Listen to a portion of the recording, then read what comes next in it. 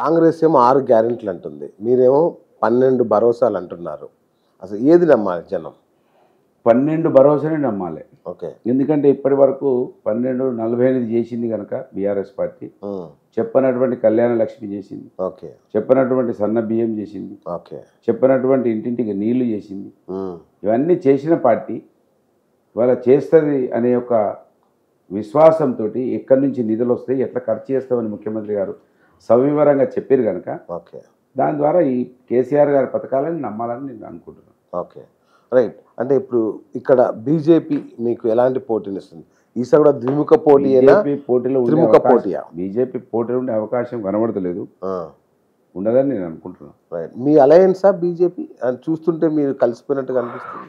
అది మీరనే మాటలే ప్రతిపక్షాలు అనడం, దాన్ని మీరు ప్రశ్నించడం, దాని మీద చర్చ పెట్టడం. వీళ్ళ మీ ప్రశ్నలు 90% ప్రతిపక్ష పోడు అనేటివే ఉంటాయి. అంటే వాటికి వివరణ తీసుకోవడమే కదా మా పని. ఇప్పుడు ప్రతిపక్షాల వివరణ కొన్ని చెప్పడం కూడా బాధ అనిపిస్తూ ఉంటుంది. ఇప్పుడు బీఆర్ఎస్ బీజేపీ ఒకటే కదా అంటే ఏ లెక్కతోటి అంటుంటారు అసలు? ఓకే, ఏ ఆధారంతో అంటుంటారు? అంటే మీరు ఏం విమర్శించట్లేదు బీజేపీని అసలు? ఎవరు మీ సారు విమర్శిస్తారు? మీరు విమర్శించాలంటే ఆ రేవంత్ రెడ్డి లాగా వాళ్ళలాగా మా వాళ్ళు తిట్టలేరు కదా. ఓకే, విమర్శకు ఒక అద్దు పద్దు ఉంటుంది అనేది చూపిస్తుంది పార్టీ. రైట్. కాంగ్రెస్ గాలి వీస్తోంది, హవా నడుస్తుంది. మా అది ప్రమాణ స్వీకారానికి సర్వేలు చెప్తున్నాయి కదా, గాలి వీసుడు సర్వేలు అన్నీ చెప్తున్నాయి కదా. ఎవరు హవా వీస్తుంది? ఏ సర్వే చెప్పింది? ఒక్క సర్వే కూడా చెప్పలేదు ఇప్పటి వరకు. అన్ని సర్వేలు బీఆర్ఎస్కు 70+ అనే చెప్తున్నాయి. Okay, right. ఈసారి మీరు గెలిస్తే ఏం చేయబోతున్నారు మంత్రి నియోజకవర్గానికి? మంత్రి నియోజకవర్గ రూపురేఖలు మార్చేస్తాం. ఓకే. ఇంకా అంటే ఇప్పటికే చాలా చేసినాము, ఇంకా కూడా పూర్తిగా ఆగిపోయినటువంటి చిన్న Kaleshwaram project, Potharam lift irrigation, okay, ఇదంతా కూడా టూరిజంగా డెవలప్ చేయాలి. ఓకే, గోదావరి ఉన్న ప్రాంతం అంతా కూడా టూరిజం డెవలప్ కావాలి, ఆలయాలు డెవలప్ కావాలి. ఓకే, ఇక్కడ నిరుద్యోగ సమస్య నిర్మూలన జరగాలంటే ఇదంతా టూరిజం కావాలి. ఓకే. రామగిరి కిలా ఉంది, ఆ రామగిరి కిలాను కూడా అభివృద్ధి చేయాలి. దాని ద్వారా కూడా అభివృద్ధి చేయాల్సిన అవసరం ఉంది. ఓకే. యువత కోసం ఏం చేస్తారు? యువత కోసం ఏం చేయబోతున్నారు? ఏమైనా ప్రణాళికలు ఉన్నాయా యువతకి? ఇది ఎక్కువగా ఇక్కడ సింగరేణి ఉంది, ప్రాజెక్ట్ ఉంది.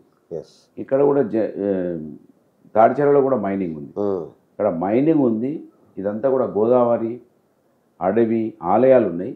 వీటన్నిటిని కలిపి నిరుద్యోగ యువత సమస్యకు పరిష్కారం ఇవే అని నేను భావిస్తున్నాను.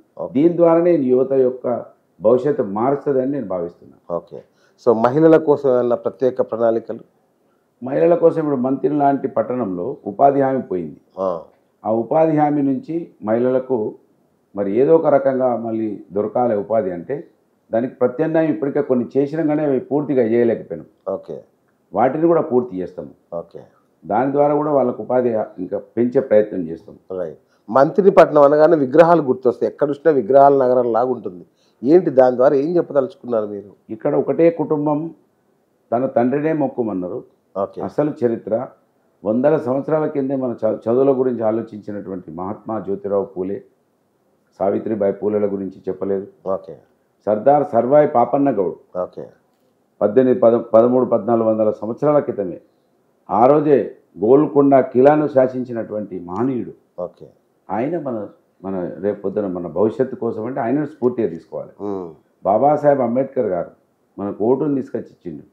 ఆయన గురించి ఆలోచించాలి. తెలంగాణ ఉద్యమమే దొడ్డి కొమరయ్య చాకల ఐలమ్మ మీద, దొడ్డి కొమరం భీం మీద నడిచింది. వాళ్ళ చరిత్రను తెలుసుకోవాలి. వాళ్ళని తెలుసుకోకపోవడం వలనే ఒక కుటుంబం యొక్క అవినీతిమైనటువంటి చరిత్రను తెలుసుకున్నాం కనుకనే ఇప్పటి వరకు కూడా మన దగ్గర రాజకీయ చైతన్యం వస్తలేదు కనుక అసలైన దేవుళ్ళు వీళ్ళు అని ఈ సమాజంకు చెప్పడంలో భాగంగా ఆ విగ్రహాలన్నీ కూడా వచ్చినాయి. Okay, right. ఫైనల్ క్వశ్చన్ కంటే ముందు ఒకటి, అంటే చాలామంది తెలిసిందే ఈ ప్రశ్న, మళ్ళీ ఒకసారి అడుగుతున్నాం మా ప్రేక్షకుల కోసం. అంటే మీరు శ్రీధర్ బాబు శిష్యుడని, మీ మధ్య గొడవలు వచ్చి ఇలా విడిపోయారని అంటుంటారు కదా, నిజమేనా ఇదంతా? నాకు ఆయన శిష్యుడు, నేను కాదు శిష్యుని. అవునా? ఓకే. 87-88లో 10th క్లాస్లో హై స్కూల్ ప్రెసిడెంట్ నేను. ఓకే. ఎన్నికలలో గెలిచిన వ్యక్తిని. ఓకే. ఆయన అప్పుడు ఇంకా చదువుకుంటుండే కావచ్చు. ఓకే. ఆయన 99లో వచ్చింది. నేను 88లో రాజకీయాలలో. ఓకే. ఎవరు గురు?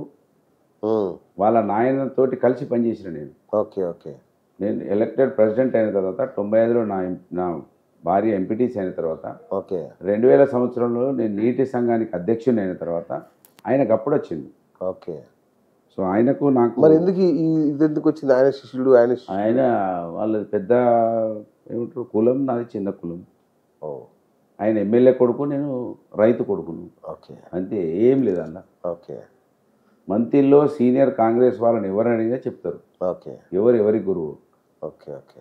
రైట్. పుట్టాలింగమ్మ చారిటబుల్ ట్రస్ట్ ద్వారా ఏం కార్యక్రమాలు నడుస్తున్నాయి? అనేక కార్యక్రమాలు నడుస్తున్నాయి. మధ్యాహ్న భోజనాలు నడుస్తున్నాయి.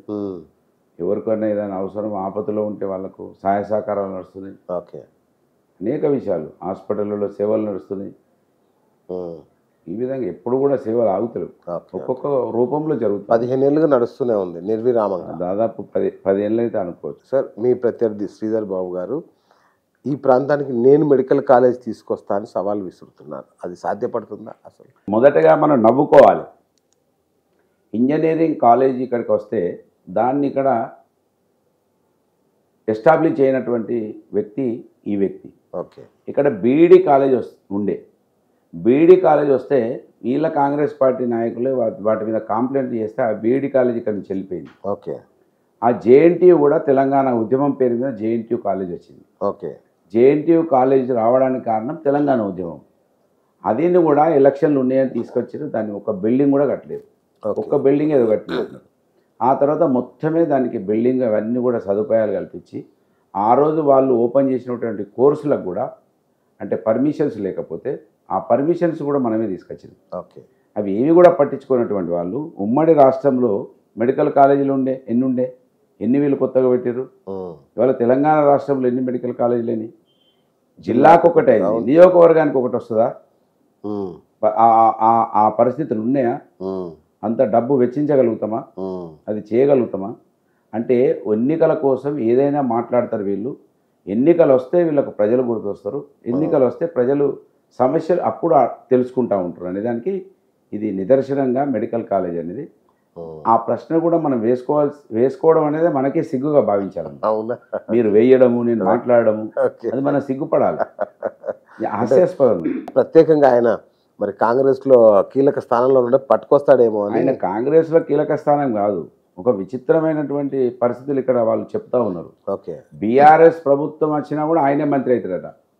అంటే వాళ్ళ కాంగ్రెస్ పార్టీ అధిష్టానం అర్థం చేసుకోవాలి. ఓకే. రేవంత్ రెడ్డి గారు అర్థం చేసుకోవాలి. వాళ్ళకు బీఫామ్ ఇచ్చిన వాళ్ళు ఆలోచించాలి.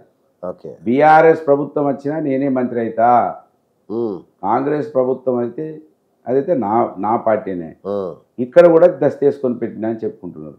ఓకే. ఎంత గలీజ్ వ్యవస్థ నడుస్తుందంటే మంత్రిలో. ఎన్నికలు వస్తే ఏదైనా సాధ్యమనేది అని చూపిస్తున్నారు వాళ్ళు. ఓకే. మీకు ఎందుకు ఓటేయాలి, లేదంటే మీరు ఓటర్లకు ఏం విజ్ఞప్తి చేస్తారు? నేను ఓటర్లకు విజ్ఞప్తి చేస్తున్నా, స్థానికంగా ఉండి మీ సమస్య నా సమస్యగా భావించి మీకోసమే పరితపిస్తున్నా అనే విషయాన్ని నాకు 4 సంవత్సరాల అవకాశం ఇస్తే మీ కళ్ళ ముందట అనేకం చేసి చూపించిన. అభివృద్ధి జరిగింది ఇక్కడ, సేవ జరిగింది ఇక్కడ. అన్నీ జరిగిన తర్వాత కాంగ్రెస్ పార్టీ మాయ మాటలు నమ్మి మోసపోయినటువంటి ఈ ప్రజలు ఈ 5 సంవత్సరాలలో మిమ్మల్ని మోసం చేసి గెలిచినటువంటి వ్యక్తి కనీసం ప్రజలు ఏదైనా కష్టం చెప్పుకుంటానికి పోదామంటే కనబడలేదు. సహాయం చేయమని అడిగితే నా దగ్గర ఏం లేవని చెప్పిండు. ఏమైనా అభివృద్ధి కావాలంటే నా ప్రభుత్వం లేదని చెప్పిండు.